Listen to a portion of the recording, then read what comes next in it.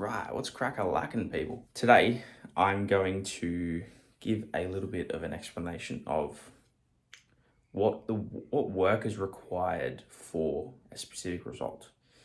Now, I was of someone who wanted to make a impact when it came to my first season. I wanted to make a statement in terms of, all right, I'm not just coming in here to be, last place or to do men's fitness. And I'm not having a go at anyone who does that. Everyone has different outcomes and desires for their fitness journey and for competing. For me, it was to be as competitive as possible with a realistic timeline that didn't compromise the ability of never competing, because you could potentially get in a cycle of just going, okay, I need a longer off season. I need to keep putting on size and keep being in surplus. But then you get 8 years into training if you've never you've never competed. And I think you have then missed out on a lot of lessons that you'll learn during a contest prep, to which would actually elevate your standard and potentially even put you further ahead than you would have been otherwise.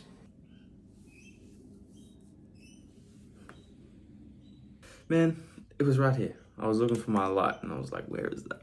So this is my setup. Pretty neat if I don't say so myself. This is a small shirt, so I look like a bit ridiculous in it. I would like to get a little bit of, say, a shelf in there and put up some of my hardware, the trophies. However, that is yet to occur. So down the line, we'll see what happens. But I want to continue on this point. So I first started out in the gym when I was approximately 82 kilos. And for the first chunk of time, I would just say I was somewhere around maintenance. I wasn't really putting on weight, but I wasn't losing weight. And I sat around that 80 to 83 mark for quite a while. And then I got my first coach. We pushed up to around the low 90s, and comparing that weight or that look versus what I look like now is absolutely ridiculous. I look puny. I'll put up a comparison of that now. And then sort of with that first coach went into a bit of a mini cut phase, and that was challenging. And that was something I struggled with, because it was like, I need to adhere to this plan more strictly to get the said result, right? Like, I need to act and be in certain parameters to ensure that the outcome of a calorie deficit is achieved, and that it's achieved in an appropriate and timely manner. And I struggled. But unfortunately, things with that coach ended.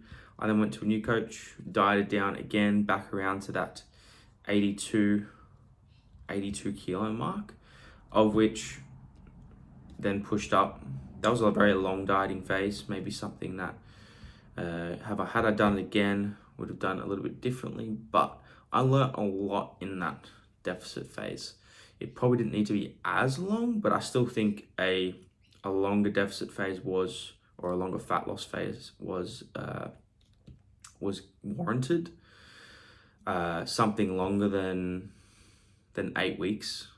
So probably that 12 to 16 week fat loss phase was most likely needed for the purpose of teaching me what it feels like to be in a deficit, how to act when I'm in a deficit, in terms of it's probably not a good idea to always be, looking at food porn on social media, or, walking the aisles of the shops.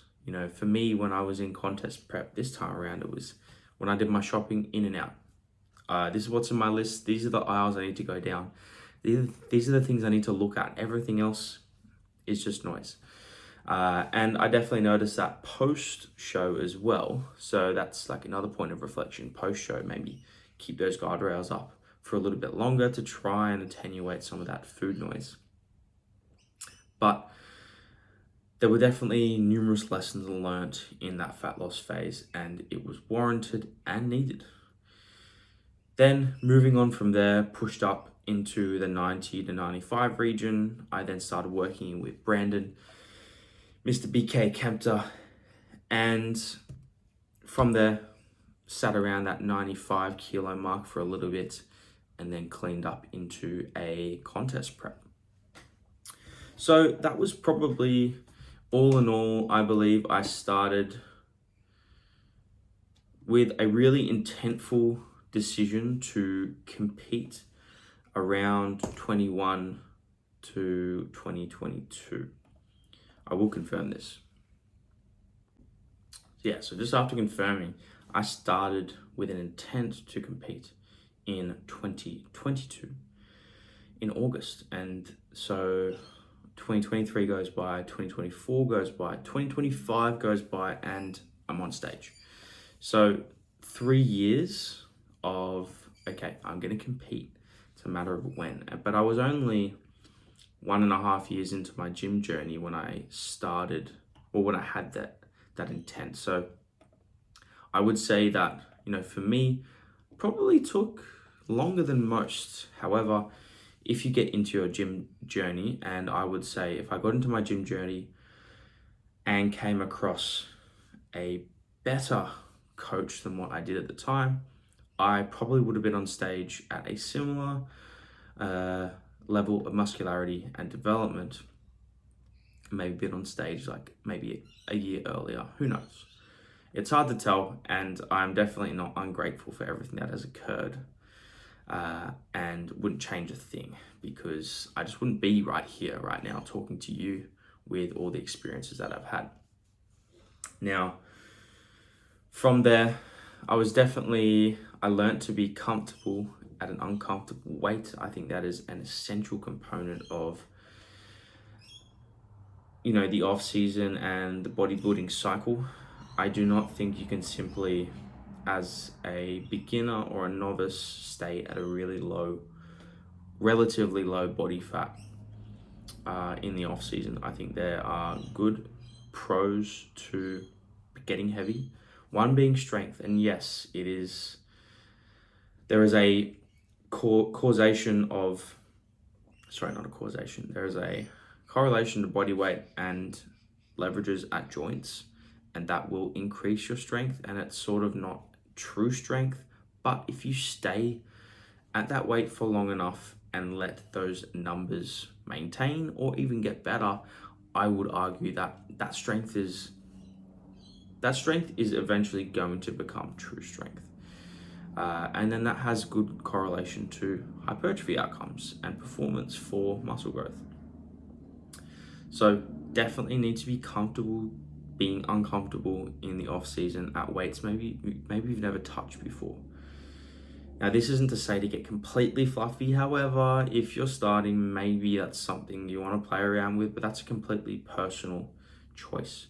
As a coach, I would always keep in mind, okay, we're going to compete eventually. There's no need to get, 20+% or even really close to 20% body fat.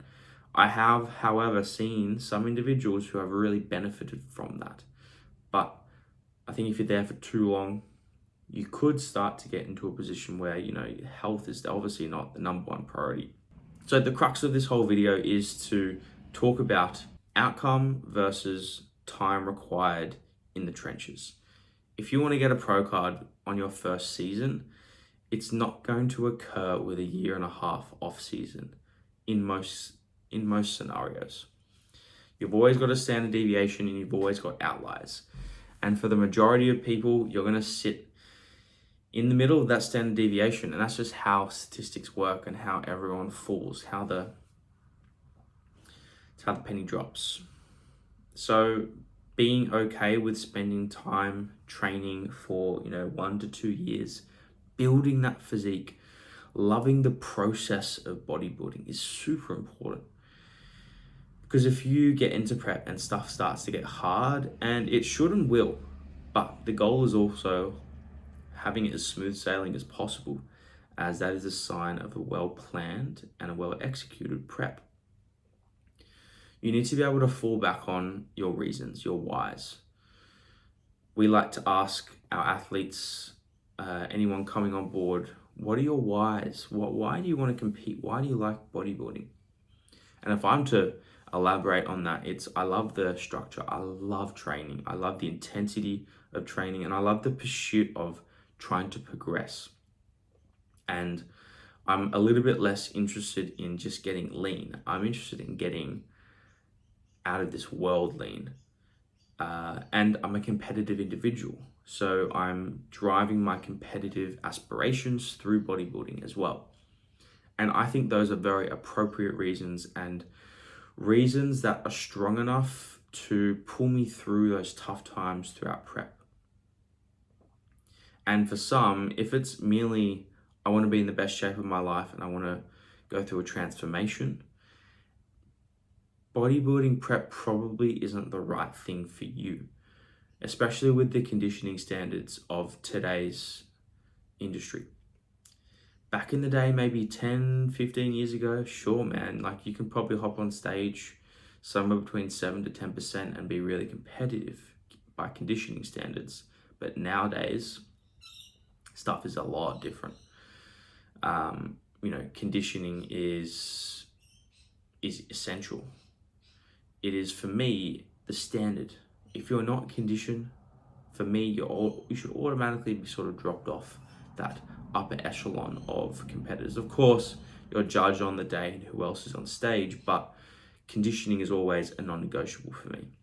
We're going to get you as conditioned as possible whilst maintaining fullness and muscle retention to the highest degree. So there are realities to this, and especially being natural athletes, which I love because it reinforces the patience component of bodybuilding naturally. And not to say that you don't have to be patient as an enhanced athlete, as you do. For example, if I was to start my enhanced journey now, I would probably be, waiting for another 3 to 5 years to be competitive again, as it's just that, jump up in standard. So for natural bodybuilders, it is, again, patience. And in this current day and age, patience, attention span are quite interlinked in what I'm seeing in the way people are going with their journey in bodybuilding. Again, there are always kids and younger individuals who will go down the enhanced route earlier than maybe what is best or would be recommended, but it's always hard to know. Like in retrospect, you might go, yeah, man, maybe I could have waited a couple of extra years to go down the enhanced journey. You can look at guys like Chris Bumstead. He started relatively young. I think somewhere between, 17 to 19 years old, started his enhanced journey. And he's retired already. I think he maybe retired somewhere between 28 to 30 years old, and 10 years in essence of a career, and he's done amazing things. It's hard to argue that he started too early, but I think it again epitomizes the concept that this is going to take a while. You have to be patient. You have to be willing to wait for your desired outcome. And if that is getting a pro card in the first season, cool. But you've got to put the work in, and you've got to take the time in the off season, in the surplus, to maximize your ability to gain muscle. So look, I hope this was informative. I'm trying to keep these videos up. Again, like I was just saying, I'm including training clips and stuff like that over these videos, as people's attention spans aren't great, and I will even admit mine isn't fantastic. It's something to work on, but I'm not looking to attract the masses. I'm looking to attract the people that resonate with me and want to hear a more in-depth perspective on different topics. So without further ado, I hope you guys enjoyed. I'm going to do a full day of eating for my next video. And so I hope that's insightful at the least. Let me know if you've got any questions and I'll get back to them. Thank you for, how many views did we get on the last video? Thank you to the 23 viewers that I had on my last video with an average duration of 2 minutes 52. Let's try and, I want to see if I can manipulate my content to, one, probably getting lower views, which I don't really care about. Two, having a high view duration, as I want to just try and provide pure value. Anyway, well, I'll get back. I'll see you guys next week. See ya.